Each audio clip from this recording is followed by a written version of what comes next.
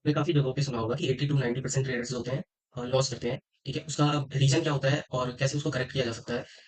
मैं एक छोटा-सा टॉपिक है, बहुत ही फेमस वर्ड है साइकोलॉजी, ठीक है? आपने सुना होगा।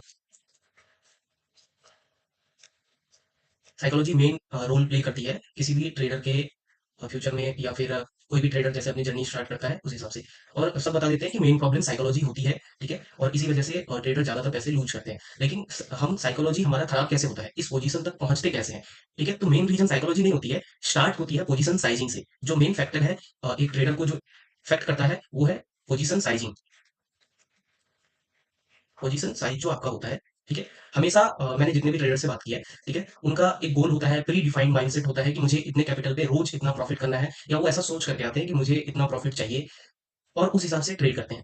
तो ज़्यादातर लोगों का प्रॉब्लम ये होता है कि उनको मार्केट में अपॉर्च्युनिटी दिखती है और वो एक बड़े लॉट से, ठीक है? एक बड़े लॉट से अपना पोजीशन ओपन कर लेते हैं और यहाँ से दिक्कत स्टार्ट होती है। मार्केट जो है वो अनकंडीशनल है, कभी भी आपके अगेंस्ट जा सकता है और जब बड़े लॉट पे आपका लॉस होता है, तो वहाँ से आपकी साइकोलॉजी इफेक्ट होती है। अगर मैं आपको ये बोलूँ कि आपका कैपिटल 1 लाख है, ठीक है?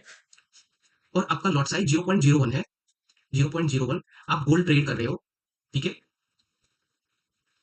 और आपको यहाँ से 0.01 पे मान के चलिए कि 50 पिप्स का एसएल आपका हिट हो जाता है, ठीक है?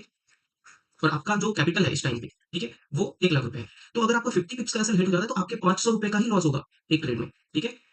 ऐसे कंडीशन में आपकी साइकोलॉजी इफेक्ट नहीं होगी। ये ₹500 बहुत ही छोटा अमाउंट है 1 लाख का, ठीक है?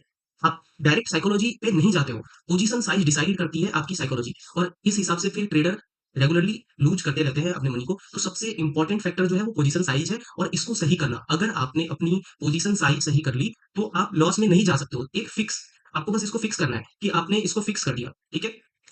आपने सिर्फ़ इसको फिक्स कर दिया अगर अपने पोजीशन साइज़ को, तो आप लॉस में नहीं जा सकते हो। मान के चलिए कि आपका ये कैपिटल है, आपने 0.01 फिक्स कर दिया है और आपका 50 पिप्स का एसएल बन रहा है और आप 100 पिप्स टारगेट करते हो, 1:2 या 1:3 टारगेट करते हो। ऐसे कंडीशन में अगर मैक्सिमम केस में अगर आप लॉस में रहोगे ना, फिर भी ओवरऑल आपके कैपिटल पे इतना इफेक्ट नहीं पड़ेगा कि आपकी साइकोलॉजी खराब होगी और आप कोई रैंडम ट्रेड उठा लोगे, ठीक है? तो मेन फैक्टर पोजीशन साइजिंग है और भी बहुत सारे फैक्टर हैं, लेकिन जो सबसे इंपॉर्टेंट फैक्टर है वो पोजीशन साइजिंग ही है और इसको अगर आपने करेक्ट कर लिया, तो फिर आपका ट्रेडिंग खुद ही स्मूथ हो जाएगा।